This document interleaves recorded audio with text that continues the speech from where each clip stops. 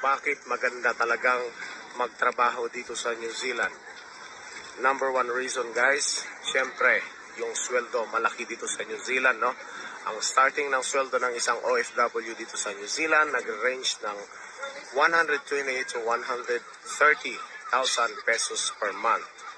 Pangalawa, kahit work visa ka pa lang dito sa New Zealand, pwede mong dalhin ang iyong asawa, mga anak, partner, girlfriend, or kahit yung kabit mo.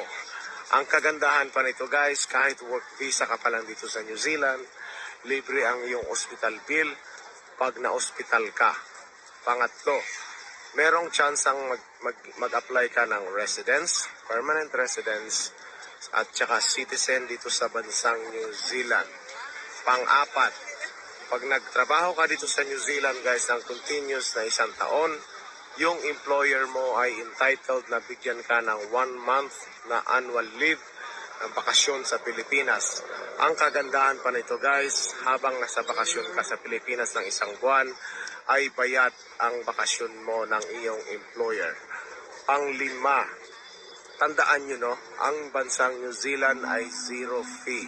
So wala kayong babayaran na fee sa mga agency. Siguro meron kayong gagastusin, yung mga medicals, yung mga pamasahe nyo, yung mga PUAA sa Pilipinas. Pero walang placement fee ang bansang New Zealand. Kaya kung gusto mong mag-New Zealand ngayong 2026 at makakita ng ganitong view, mag-apply ka na. Nasa comment section yung mga agency. Kung gusto mong maging isang dairy farmer, kung ikaw ay skilled o kahit ano ang yung job na experience, nakapin yung website kung saan kayo mag-inquire, tsaka saan kayo mag-send ng CV. So good luck no, sana nakatulong. Welcome to New Zealand.